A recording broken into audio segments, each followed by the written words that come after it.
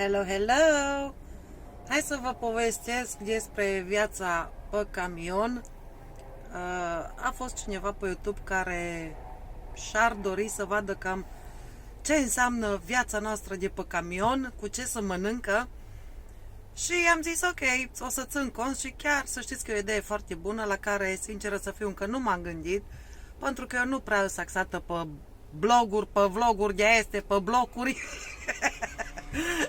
Da, dar nu e nicio problemă, că dacă trebuie, cu mare, mare drag, pot să fac și câte un filmuleț din ăsta, așa măcar pentru curiozitatea voastră, pentru cine e curios cum e pe comunitate, cum e să fii cu dânsul pe camion.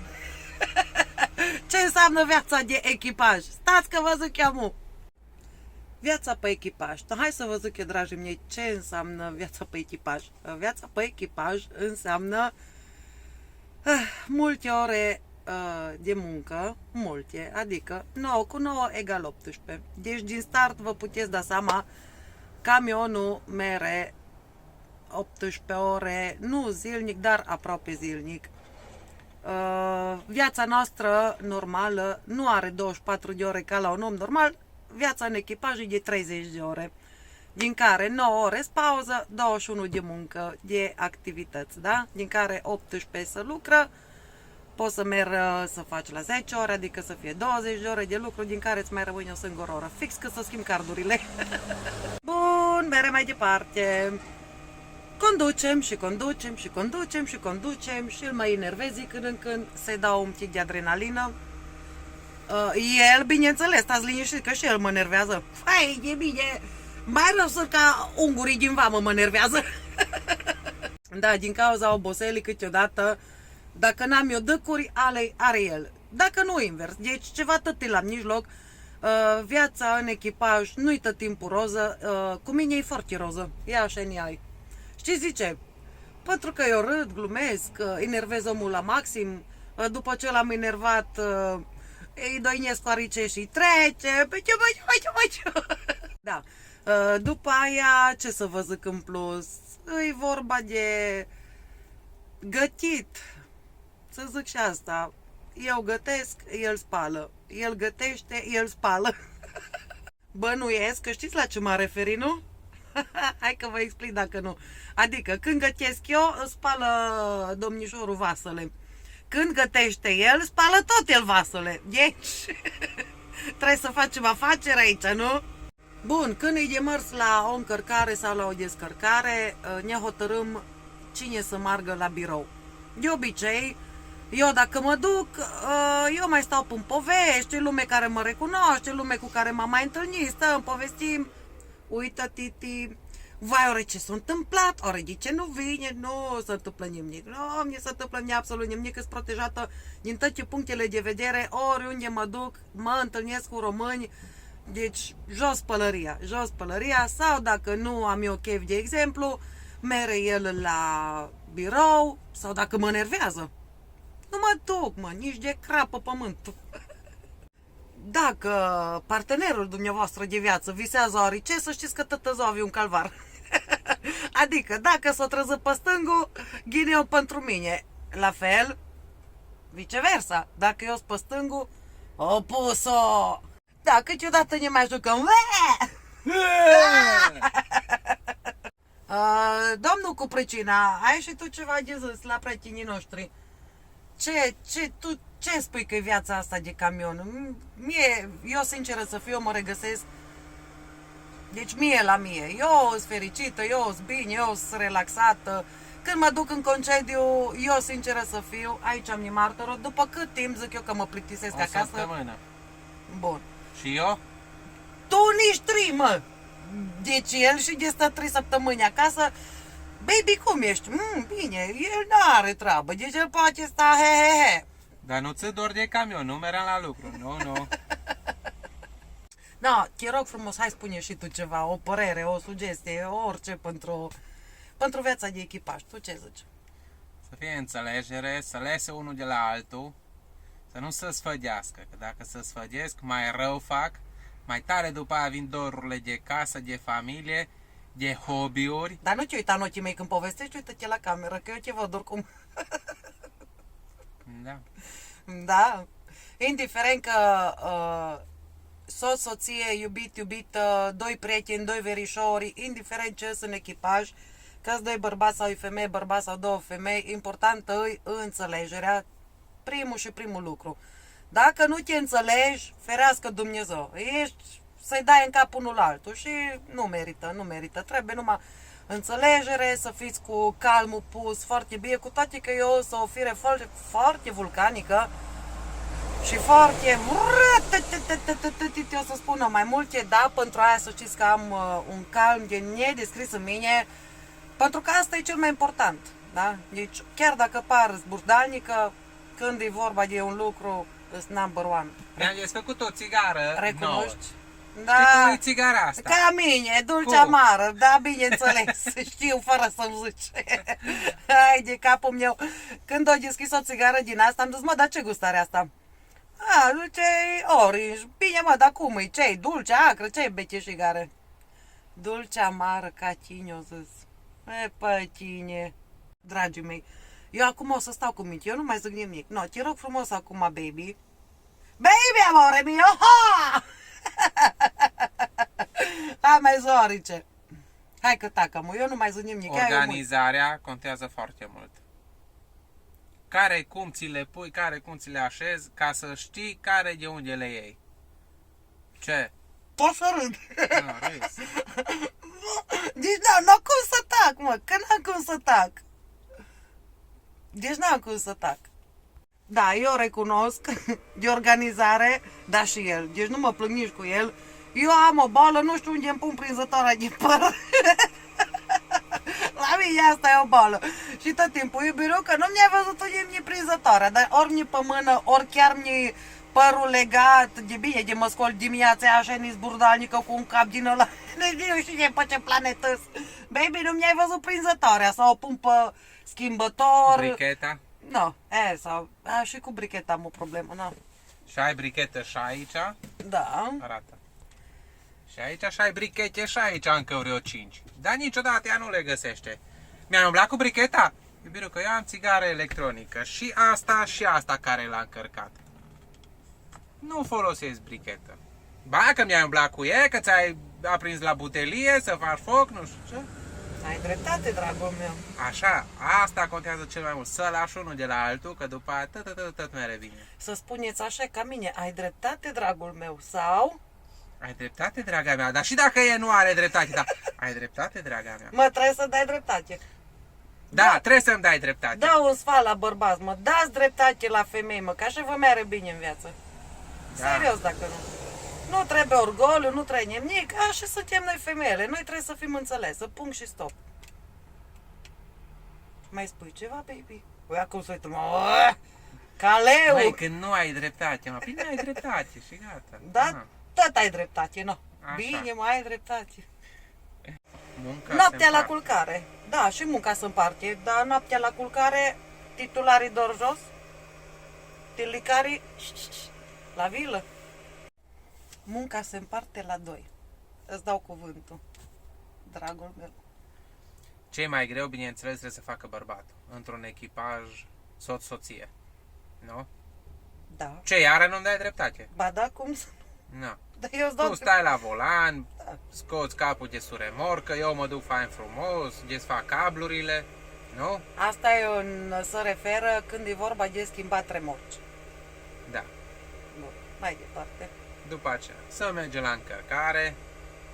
Depinde că în Germania de mai multe ori merge ea la birou. Ca să vadă nemții că e frumoasă și să o bage la încărcat, la descărcat mai repede, o să-i dea o rampă bună, nu cu manevre mai multe și mai strâmtă. Dacă odată îi bag și odată îi scot. Da. Eu pe limba mea, ei pe limba lor. Când coborâm la decopertat, adică la o încărcare și trebuie să ne încarce pe laterală, la rampă nu tare avem, mai ales la prelată nu tare ai șansă tu de rampă, sunt foarte rare, da, și care sunt bine primite și noi ne bucurăm foarte mult când avem o rampă și nu ne încarcă pe laterală. Da. Da.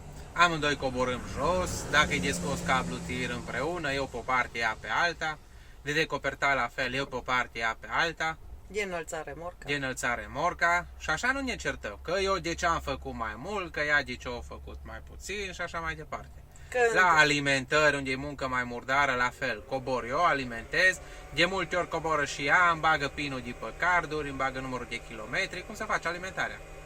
Deci totul se face la doi.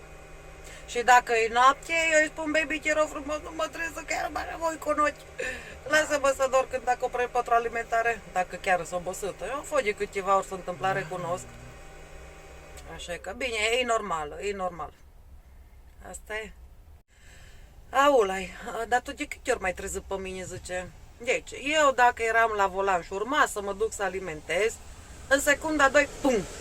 Lasă viața mea, că cobor eu jos. Din iubire și din respect pentru tine. Bun, dar știi să scoți ochii pentru asta. Nu. Non-stop. Ai văzut? Deci eu nu că, Doamne fer, chiar dacă dorm, că eu, că țemni, că vai, că nu trebuie facultate să mergi să alimentezi. Nu. Nu, atât e mai rău când te bate ploaia, vântul și etc. Nu, dar rest, nu. Bine, și este unde mere, acum depinde în ce țară ești și cum ești, cam la eu zic, eu deja toate națele știu care cum să iei, unde îți permiți o glumă, unde nu îți permiți o glumă. No, engleza e baza, cu asta eu cel puțin mă descurc pe oriunde, că ei nu vor să vorbească, e partea a doua, dar de înțeleg, că șmecher. Măi de mine. No, dar acum depinde unde mergi, mai este când te sfăgești pe acolo, îi bagi, îi scoți, îi cine știe ce zică limba lor, că dacă nu înțelegi, apoi nu te cheme, că coboră.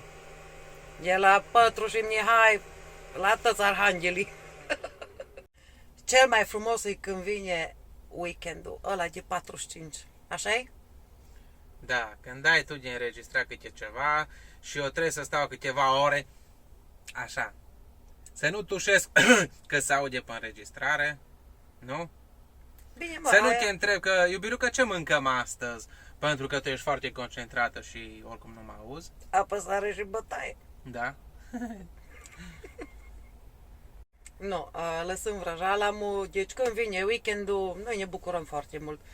Ne facem planuri, no, la ce film ne uităm, bine, odată eu îi zic, baby, amore, cam nu, e de înțeles. Nu că-s foarte greu de suportat, că nu-s foarte greu de suportat, atâta că am un hobby în plus, îmi place muzica, îmi place să cânt, îmi place, asta e viața, n-am ce să fac. No, la fel cum el cu offroad-ul sau cu pescuitul, la fel am și eu hobby meu cu muzica, eu din păcate pot să-l fac, el din păcate nu poate să-l facă aici pe camion. No, și atunci eu mă registrez, îmi iau un timp pentru mine de 4-5 ore, Da. Da. care e special pentru mine, dedicat în lumea muzicii. Eu mă instalez, eu mă registrez, cum să zic, no, am farmecul meu aparte Și în pentru timpul mine. ăsta eu prefer să mă duc la povești cu colegi. Da, și în timpul ăsta, baby, du-te la o poveste, îi dau mână liberă, mă, care femeie mai faci? Du-te, mă, și fă ce vrei.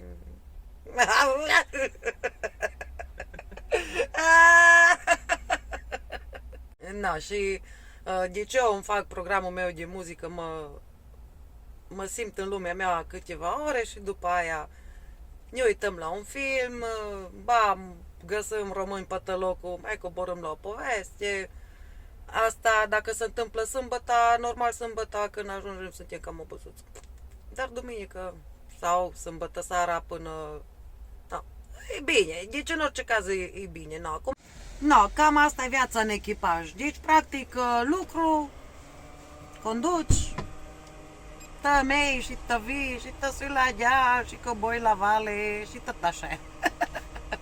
Trebuie să-ți placă să conduci, în primul rând, să ai nervii bine puși la punct și aia să nu, ce mă refer în sensul în care să nu te enervezi repede, la aia mă refer, să ai nervii bine puși la punct, adică nu pentru orice gata să sară țandura.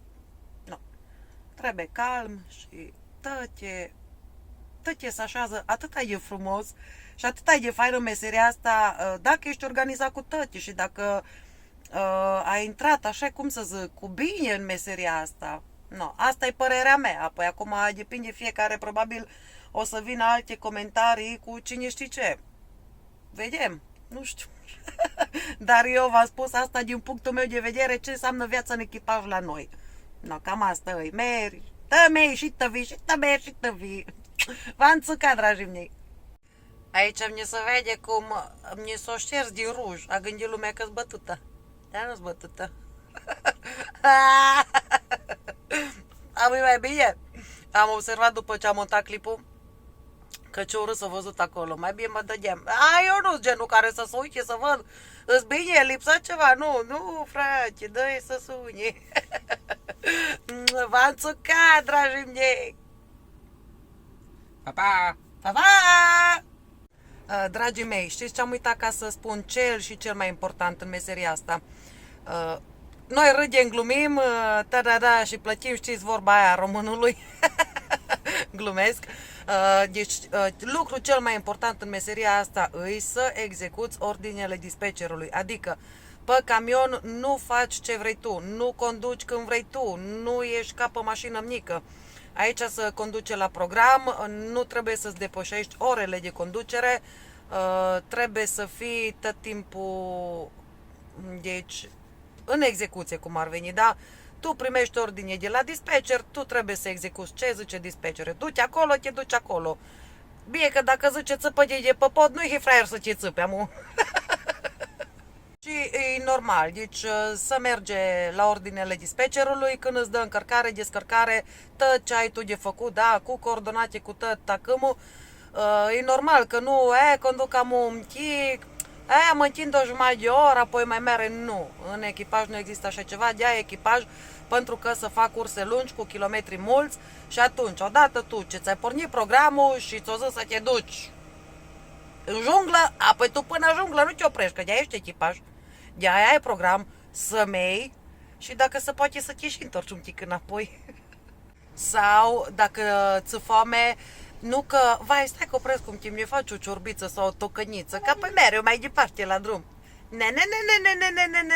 Nu există așa ceva. Oricum, dragii mei, cu ocazia asta că am fost pornită ca să fac acest videoclip, să știți că o să mai revin cu un video în care o să spun tot ce aveți nevoie pe camion. Hai să fac, dacă fac lucrul ăsta, hai să-l fac până la capăt, ok? Pentru început, cam atât am să vă zic. V-am țucat!